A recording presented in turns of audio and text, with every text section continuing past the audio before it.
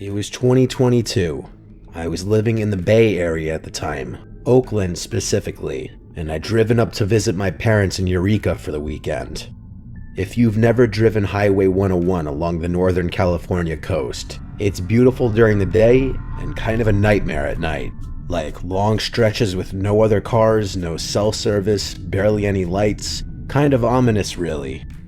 I left my parents' place around 8 p.m. on a Sunday, which was stupid in hindsight. I should have just stayed the night and driven back Monday morning. But I had an early shift and figured I'd rather just knock out the drive. Famous last words, I guess. The first couple hours were fine. The stretch I was on had narrowed down to a 2-lane road at that point. That's how most of rural 101 is once you get north of the bay. It was somewhere around Trinidad when the fog started rolling in. Fog on that part of the coast isn't unusual, but this was different.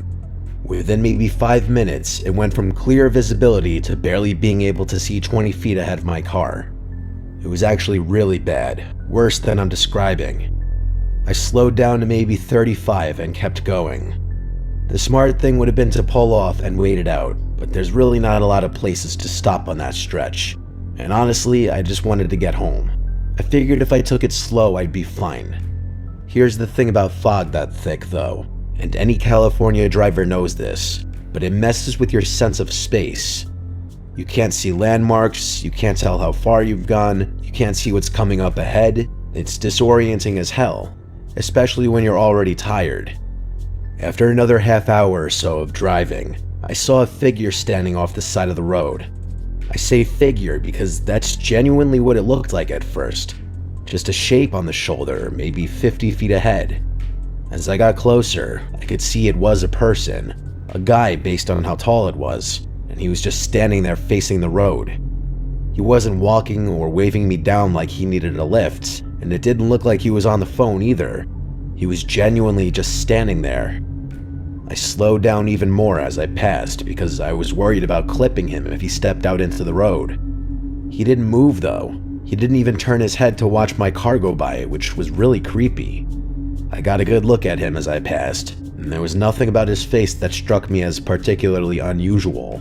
My first thought was maybe his car broke down somewhere and he was waiting for a ride, which would make sense, right? Except I hadn't passed any cars on the shoulder, and there was no reason for him to be standing in that exact spot facing that exact direction. There was nothing there. I thought about turning around to ask if he needed help, but something about the whole thing felt wrong. It wasn't my problem, so I just kept driving. About 10 minutes later though, I saw him again. I'm not exaggerating, it was the same guy. Same build, same dark clothes, same stance on the shoulder. The only difference was that this time he was on the left side instead of the right, but everything else was identical. I actually said what the hell audibly out loud to myself, because there was no way this guy could have gotten ahead of me. I was the only car on the road, and there weren't any cross streets or shortcuts or anything like that. The only explanation was that it was a different person who just happened to look exactly like the first guy and was standing in exactly the same weird way. I didn't want to look at him as I passed, but I couldn't help myself. I had to confirm whether it was the same guy, and after getting a good look, I was dead certain it was. But this time, the guy actually locked eyes with me as I passed, and I couldn't look away fast enough. Seeing his head snap to my eyes was really freaky, and I instantly regretted making eye contact. I sped up a little, not a lot, because the fog was still thick and I wasn't trying to drive off the road, but I sped up enough that I was pushing 45. I wanted distance between me and whatever the hell was going on back there. The fog got even worse after that though. I could barely see the center line at that point, so I really had no choice but to slow back down. I was having trouble thinking straight, which I attributed to the mixed effect of how tired I was, how hard it was to drive, and what I had just seen. I kept trying to rationalize it, but I couldn't. My train of thought was interrupted though, because not 3 minutes later, my headlights exposed something ahead. There was another person up there, only this time he was standing in the middle of the road. I had no choice but to stop, which is exactly what I did. This time, he was wearing a hood that was covering his face, so I couldn't see what exactly he looked like, but I had a feeling it was the same guy. He once again didn't move, which is when I started really getting scared. We were at a standstill, and even though I couldn't see his face, I could feel him looking at me. I didn't know what to do. I flashed my brights at him a few times, trying to get him to move out of the way or at the very least react, but he didn't. I put the car in reverse, and when I looked in my rearview mirror, I nearly died. There was someone behind me. There was a person back there, creeping towards my car. I yelled, "Holy shit," and put the car back in drive. I was boxed in, but I didn't care. There was an actual threat on my life now. I pulled hard to the right, crossing into the opposite lane to get around the guy blocking the road ahead. The guy didn't move, and I thought I was in the clear. But then something hit my car from behind. It wasn't just a light tap, it was violent. The whole back end of my car jolted to the right, and I heard this awful crunching sound, like metal on metal. I maintained control of the car and kept driving, thinking I had gotten into an accident with another car. But when I checked my mirrors, there was nothing behind me. Nothing at all, not even those people. As if the situation wasn't already freaky enough, that made it so much worse. I wasn't waiting though. I sped off as fast as I was comfortable going with how heavy the fog was.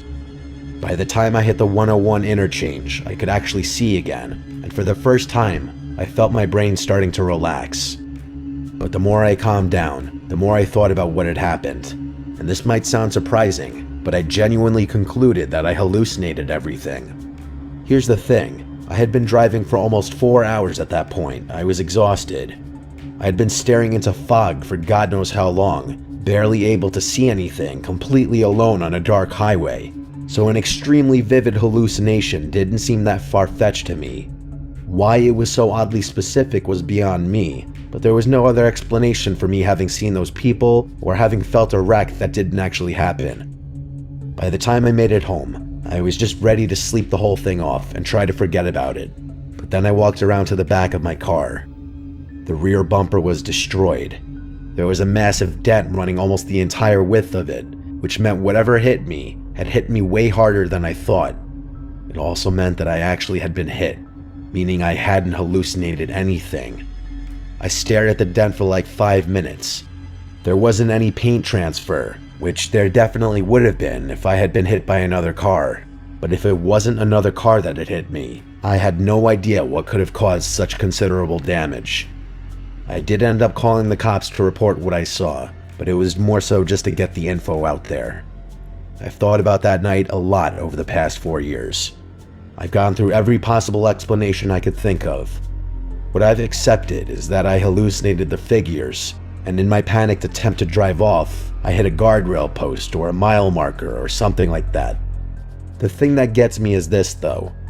I can accept a hallucination, but for me to hallucinate one thing, the figures, while actually experiencing the other, the crash, is something I have trouble accepting. The fact that there was actually damage to my car has always made me think there was something more malicious going on that night.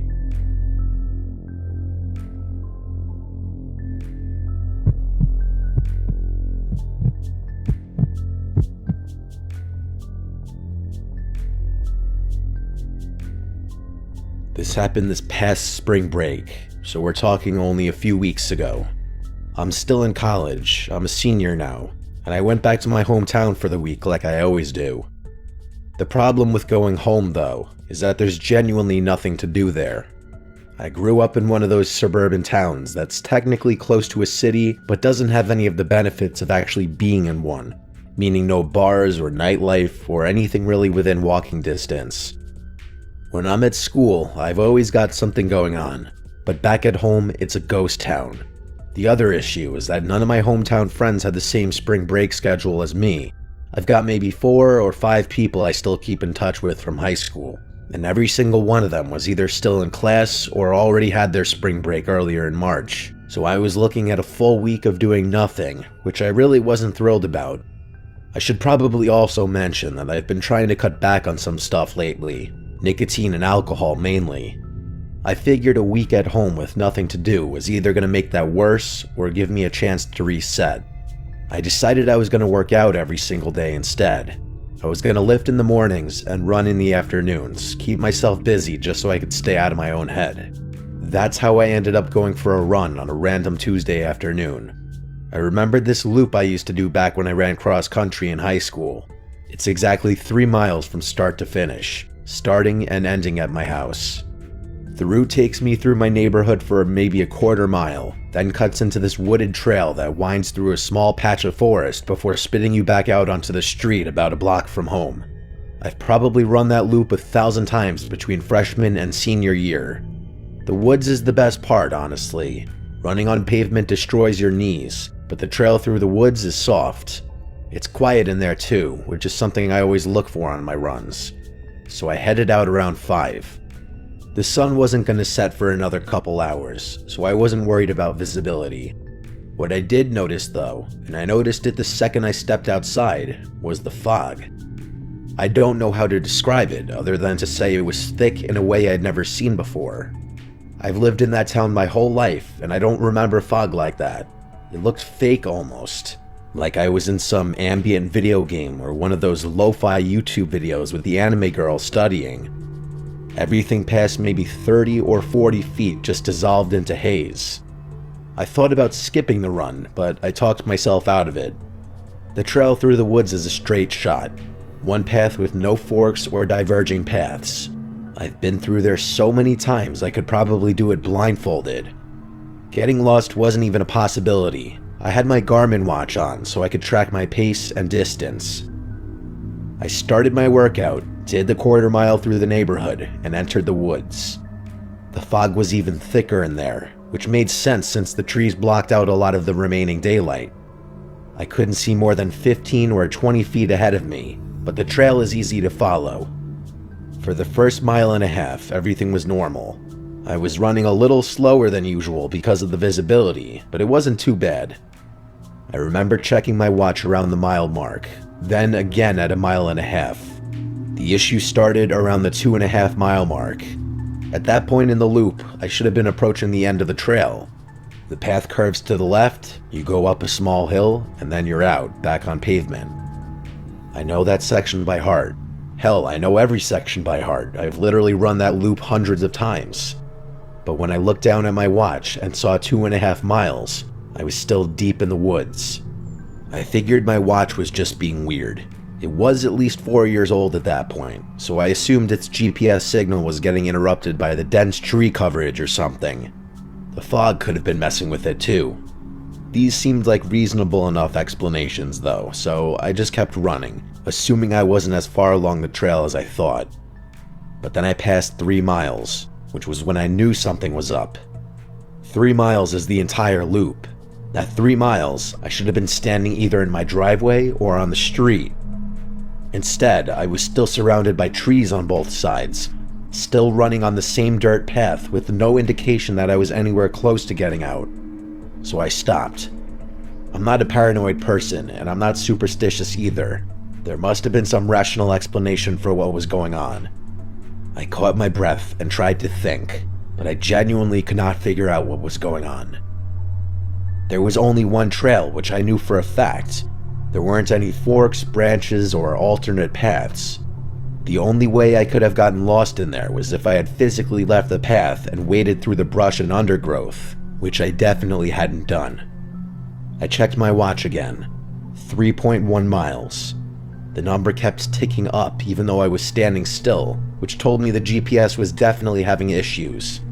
That was the only part of the whole thing that made any sense. I didn't really have a choice at that point.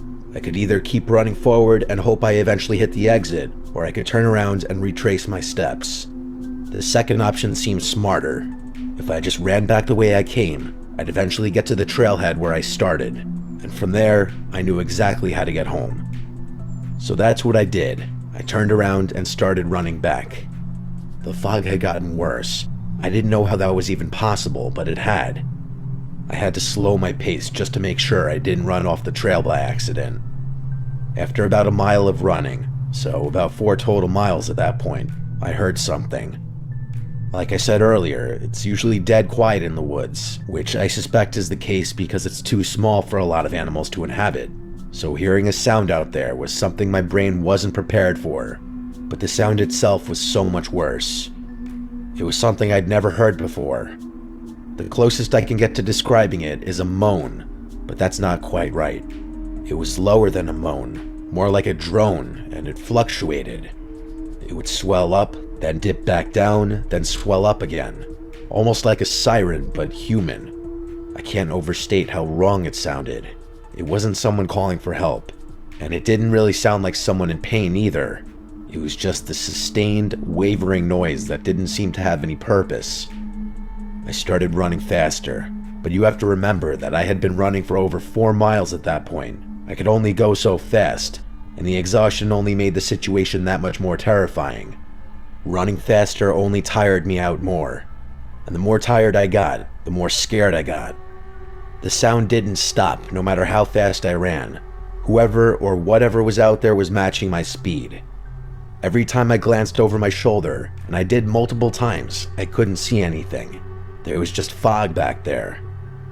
I ran with the sound following me for what felt like forever. I had no other choice.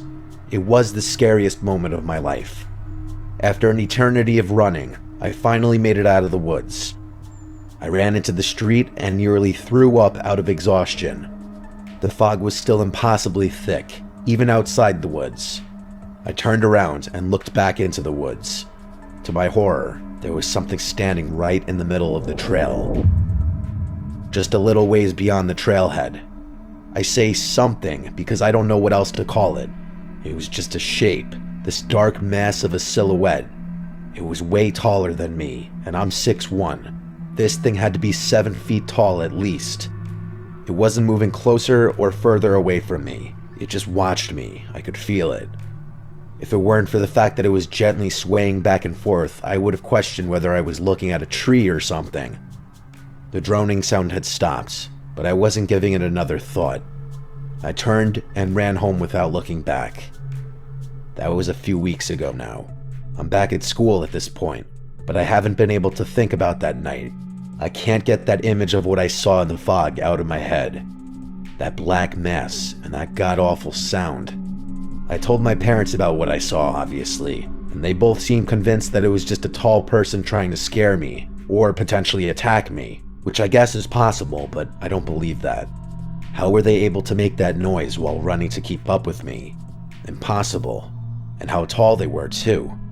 I don't know what was in those woods that night, and I probably never will.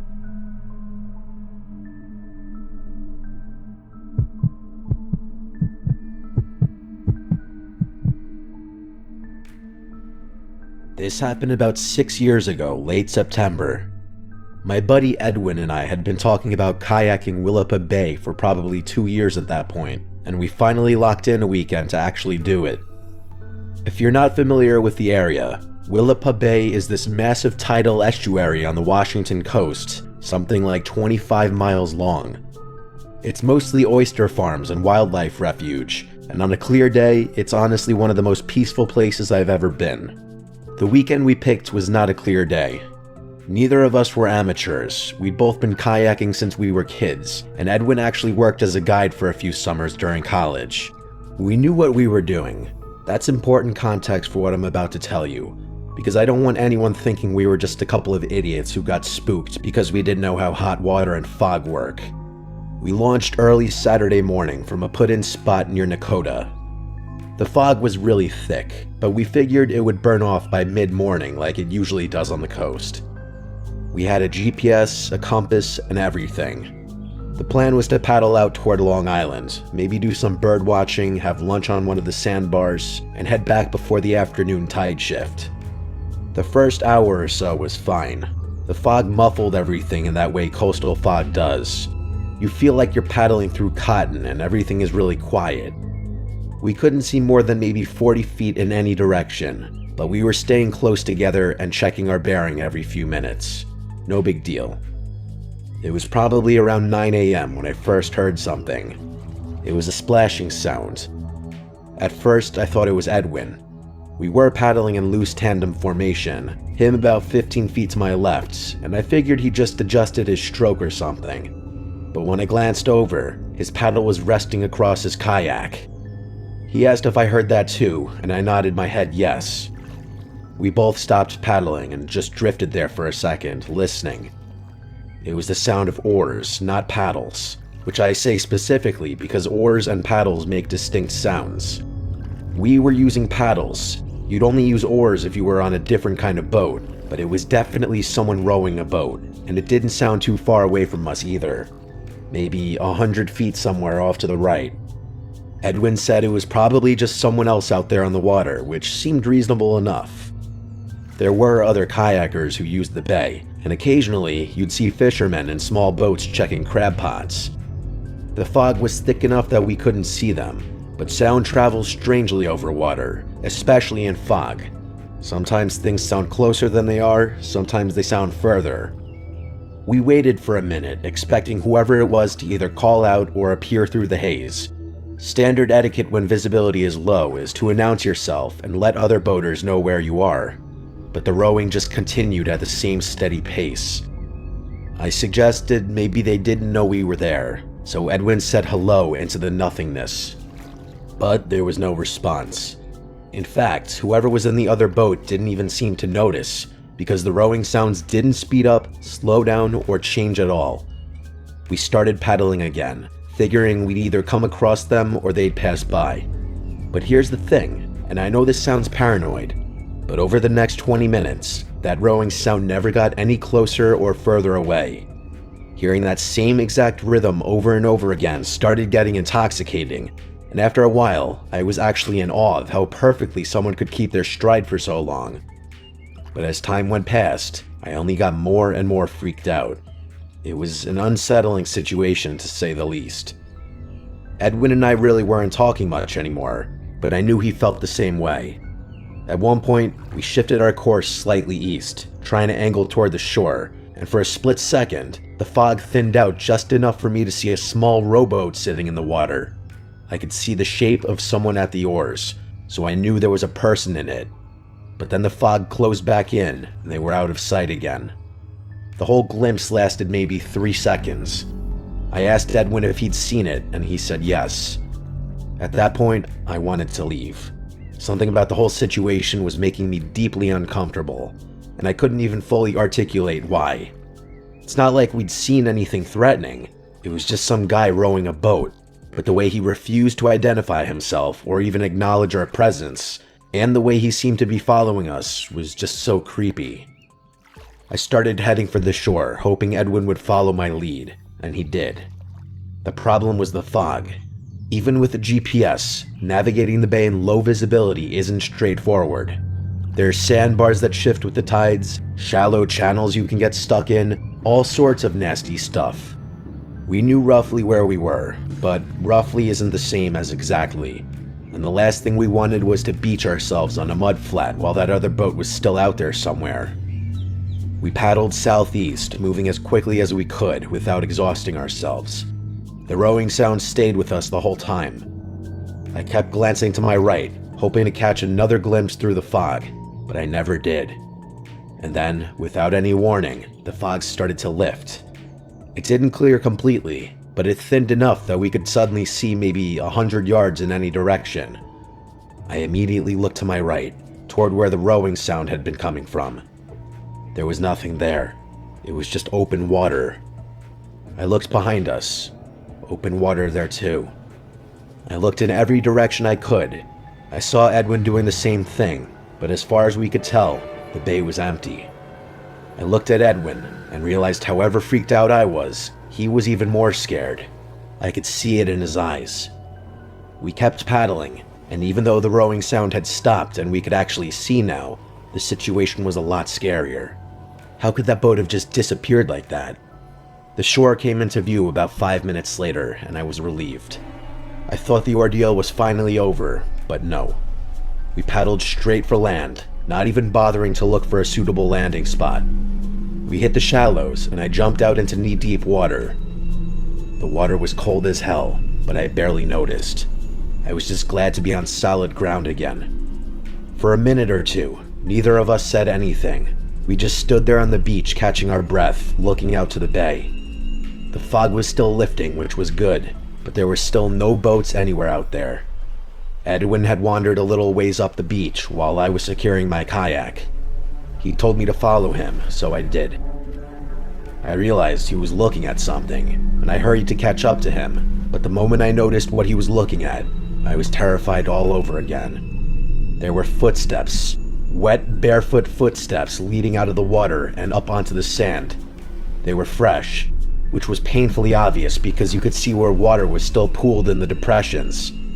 Whoever made them had not been out of the water for long. But here's the thing, they didn't just lead up to the beach and stop.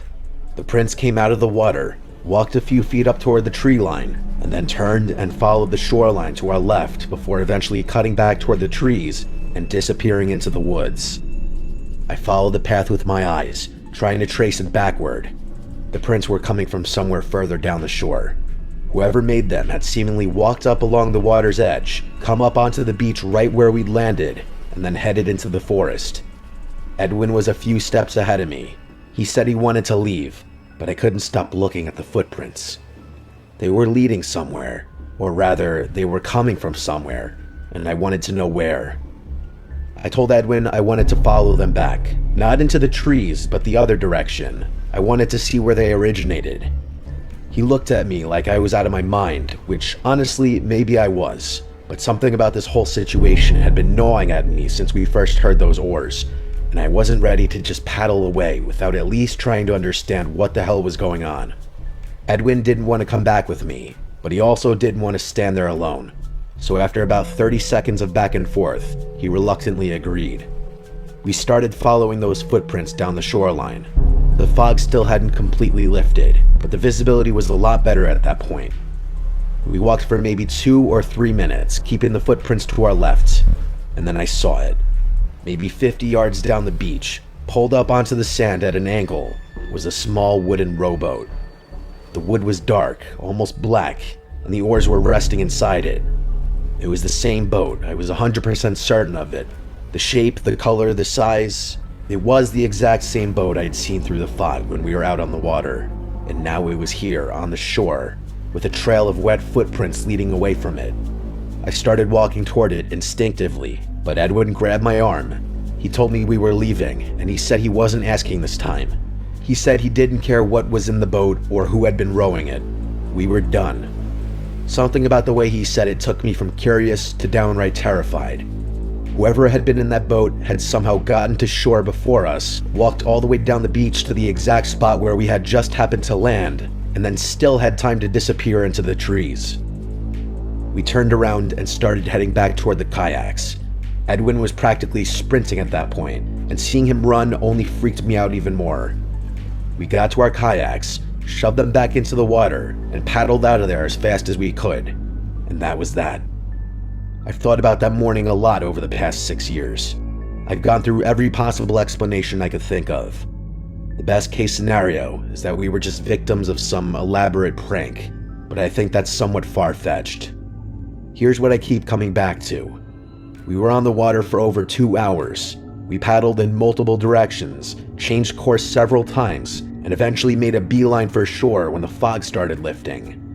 Whoever was in that rowboat would have had to get to land before us, in a slower vessel no less, walk all the way down the shoreline to the exact spot where we ended up landing, and then disappear into the trees, all before we even hit the beach.